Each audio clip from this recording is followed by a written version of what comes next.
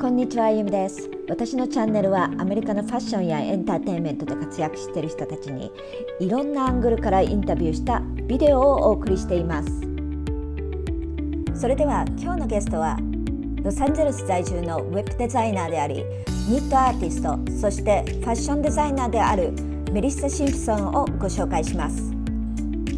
彼女とは6年前に東ハリウッドに位置するシルバーレイクロスフェリーズエリアで彼女が経営していたお店ブランクステュディオで私のブランドも展開してもらっていました。彼女はロサンゼルス生まれのいろんな経験を持つパワフルな女性なので、このインタビューはとっても楽しいメリッサ節が見れます。彼女のインフォメーションはタイトルの下に記載されていますので、ぜひチェックしてみてください。それでは彼女とのインタビューを楽しんでください。This is Melissa, my friend, and so I just wanted to let you guys know she is a fashion designer and also a graphic artist. She's a brilliant, she's really talented person, and so thank you so much coming. Yes, thank you so much. I'm very excited to be here and talk about what's happening in our industry so that we can, help other people. Create new ideas. Exactly. Get the economy going and be inspired and passionate. I've been in business. I've been in running my own business since I was about 30 years old. Wow. So I've been in business for about 30 years. I know, it's fabulous. I know you are. You are fabulous. And, my business has really taken a lot of twists and turns. I went to college to become a graphic designer, and my first job out of college was working for Hustler magazine. Oh, wow. During the time of, heavy rock and roll. Larry Flint was running for president. Fashion was, raging everywhere. A lot of partying, a lot of rock and roll. And then from there, I got married and had my baby. And working from home, I started hand painting furniture. I would get old pieces of furniture and I would hand paint on them. And that was when that whole shabby chic craze was happening. And then I would sell them at my garage sale. I think I remember you told me that your father is an architecture. Yeah, my father was an architect, so I grew up on the construction site. Okay. And my mother was at home artisan, so we had a studio. And the first thing that I ever made, I think I was 3 years old, and I had my dad's little hanky, and I painted on it. And I used to paint on my dad's hankies and my mother's old dish towels. And then I would put them, I'm not kidding, in my little red wagon, and I would force my neighbors to buy them. Wow. And I have one at home. I sold them for 25 cents a piece. So, girl, I've been hustling since I was 3 years old. I'm a hustler. Right? You gotta hustle. Well, it's so if people living in United States or like maybe Hollywood, Los Angeles, you have to be the hustler? Well, I think you just, I think for me, I've been in business on my own pretty much, most of my adult life.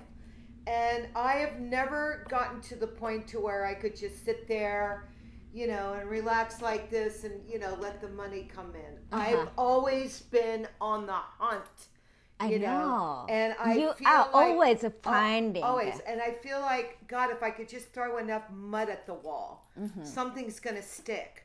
So, number one, you just can't give up. And sometimes it's so frustrating to be inspired and to keep going because a lot of times, certain things will not end up as well as you think they should. I don't want to say the word fail because there's no such word as failure, but we're always learning. Right. And as I would want my clients to come in, I would have to reinvent myself a lot of different times being in business for 30 years. After I did the garage sale, then I started going to the swap meet, and then from the swap meet I opened up a store in Venice. That was great because I started getting contract work. See, now I love brick and mortar, and the reason why I love brick and mortar, that is hard though. It is hard. It is hard, but on one hand it's a no-brainer because build it and they will come. How did you get the clients? Well, for me, I think that retail is performance art. I'm an artist. I want to touch it. I want to sit in it. I want to feel it on my body. I want to wear it. I want to smell it. So, shopping online for me, and I enjoy it because I like the quick fix too. I do enjoy it, but when you walk into a well-curated store, it's almost like walking in a museum. If it's curated right, and that is art, and you cannot get that across on screen unless you have a very good stylist and you have a very good videographer, and you know how to really brand yourself and put it out there like a mini film, mini video clips. Then you got them. I've been doing some research, and I can see that fashion is definitely going to be taking a new turn. Because what kind of new turn do you think? I mean, we have to ask ourselves, and this is what's on everybody's mind globally, especially after the pandemic. Global warming. This is just our first pandemic that we're going through. What are we headed for? We all know that it's here.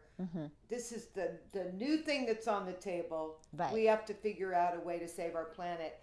And apparently, you want to ask yourself, like, how much did that pair of jeans cost that's hanging up in your closet? And, global economic professors are really studying this very seriously because fashion, the percentages of what fashion contributes to global warming is apparently huge. And they're making a lot of documentaries about it. Now worldbank.org is all over about it, talking about it. And I have a feeling that there's going to be some new laws structured into how we develop fabrics and textiles. I think that we're going to have certain guidelines that we should already ethically be discussing, right? Like, for example, 20% of wastewater comes from fabric dyeing and treatment.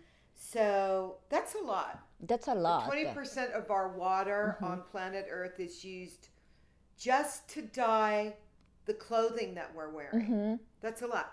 So I thought, wow, the Japanese culture and what they have been known to do so beautifully and so perfectly for a millennium is texture and textile in the natural, organic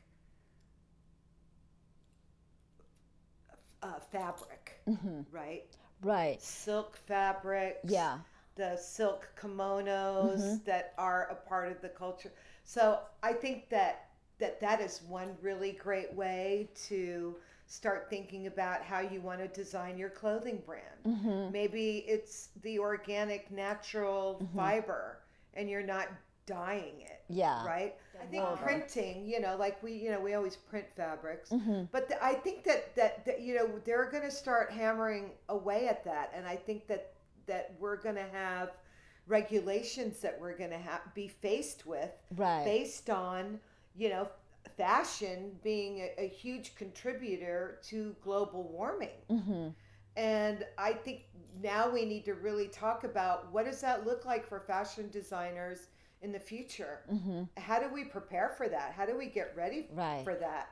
Because it's coming, and we want to be prepared so that we're just not it's not like same as before. You have to change the mindset. They even like you have to change your mindset. It should be biodegradable. And American market they're really into that, and I think that this is going to be the topic.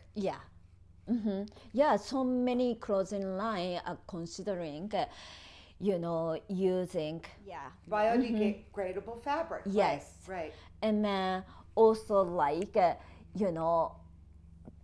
lot of people using like organic. Yeah. And then not synthetic. Organic's expensive. I mean, it shouldn't be. Yeah. And I think that we're going to start seeing prices drop a little bit better because of getting back to the old mom and pop farm where they're actually growing the cotton or something. I don't know. But I think we're going to have to come up with more interesting innovative ways to deal with those issues.